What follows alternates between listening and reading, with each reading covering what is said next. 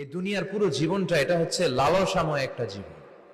লোভ, মরিচিকা, মায়াজাল, এই মায়াজালে আমরা আটকে আছি।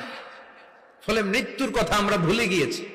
পাগলের মতো ছুটছি, আরো টাকা লাগবে, আরো খ্যাতি লাগবে, আরো যশ লাগবে, আরো দাপট লাগবে। আমার এত টাকা দিয়ে কি হবে? এত সম্পদ দিয়ে কি হবে? এত ব্যস্ততা দিয়ে কি হবে তোমার? স্টপ, থামুন, অনেক হয়েছে। আন্না,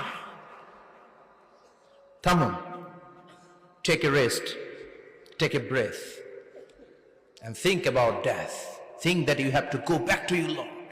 একটু বসেন না, একটু ভাবেন যে আমাকে চলে যেতে হবে, চলে যেতে হবে। এই কোলাহল, এই ব্যস্ততা, এগুলো থাকবে, থাকবো না আমি। সাইয়েদনা ওমর ফারুক বলেছেন, মুতু ক্বাবলা আন তামুতু, মরার আগে একবার মরো। হাসিবু ক্বাবলা আন তুহাসাবু আলাইকুম, তোমার হিসাব নেওয়ার আগে তুমি একবার নিজের হিসাবটা করো না। কাগজ বের করে একটু লিখো না কি কি ভালো কাজ করছিলা, যেগুলো দিয়ে নাজাতের ওসিলা হতে পারে। 1 2 3, আর কি কি আকাম কুকাম করছো দেখো না, লিখে দেখো তোমার অবস্থাটা কি। মরার আগে একবার মরো। মরার আগে খাটের মধ্যে শুয়ে শটান করে চোখ বন্ধ করে একবার মরার ভান করে দেখেন কেমন লাগে।